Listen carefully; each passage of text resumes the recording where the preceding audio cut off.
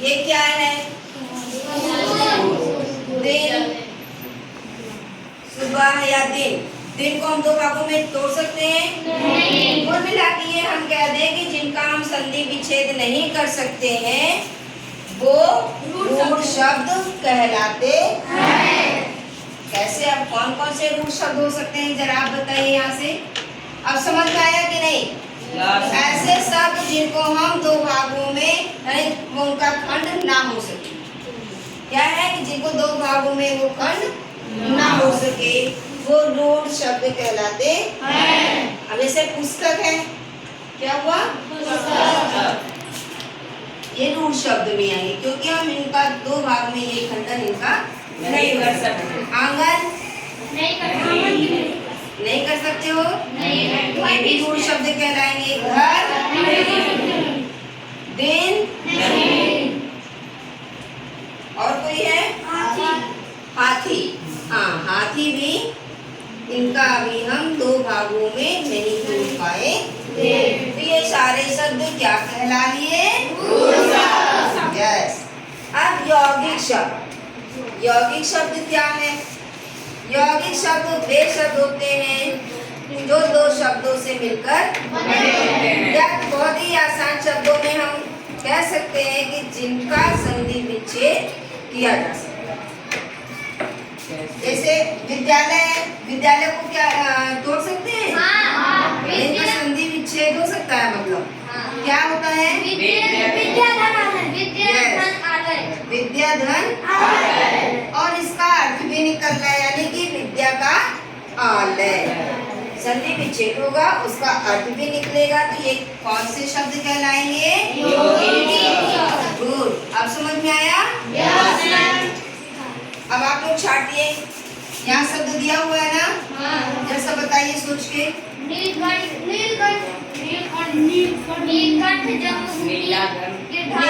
को दो भाग में कहाँ तोड़ेंगे? नहीं तोड़ेंगे। विद्यालय हुआ जन्मभूमि, जन्म की भूमि, तोड़ने का प्रयास कीजिए। जन्म भूमि यानी जन्म की भूमि, ये हो गया यौगिक शब्द। इसके बाद स्वामी, स्वामी ये यौगिक शब्द, ठीक है।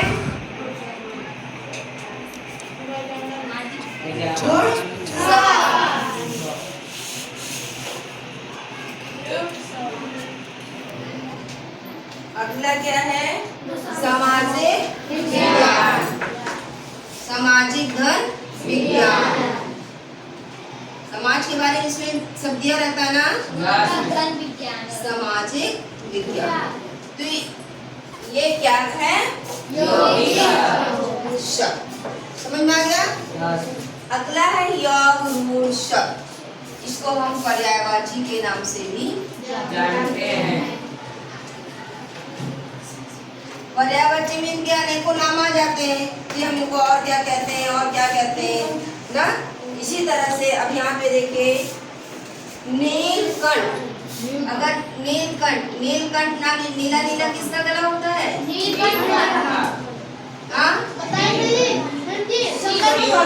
शिव का होता है ना। समझ में आ गया? शिव को भी कहते हैं, यानी कि हमारे मानसिक में एक चित्र उभर के आता है कि नीलकंठ, अरे नीलकंठ तो शिव भगवान का होता है, यानी कि इनको हम शिव भी कह सकते हैं। अगला है गिरधारी। गिरधारी बोले तो क्या समझ में आएगा? गिरधारी को हम और क्या कह सकते हैं? यस, क्या कहेंगे? कृष्ण जी का नाम उभर के सामने आ जाता है। इसके बाद क्या है? गजानन। गजानन में क्या होगा? गणेश भगवान के नाम से हम इनको जानते हैं। अगला दशानन। दशानन नाम लिया तो क्या सामने समझ में आया हमें? रावण। दशहरा आने वाला है ना।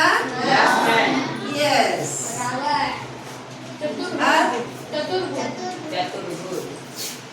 चतुर्भुज।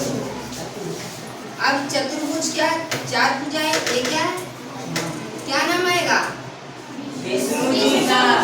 यस, ये पर्यायवाची की तरह ये योग रूढ़ शब्द हो गए। इसमें आप समझ में आ गया कि शब्द रचना कितने प्रकार के होते हैं? तीन। रूढ़ शब्द, यौगिक शब्द, योग रूढ़ शब्द, ठीक है। जिसका हम खंड ना कर सके उसको रूढ़ शब्द कहते हैं। कौन कौन सी दर्ज पढ़िए? घर, हाथी।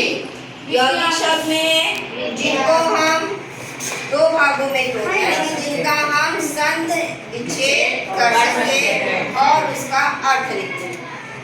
विद्यालय, विद्या का आलय, जन्मभूमि, स्वामीपद, घुड़सवार, सामाजिक विज्ञान, यौगिक शब्द।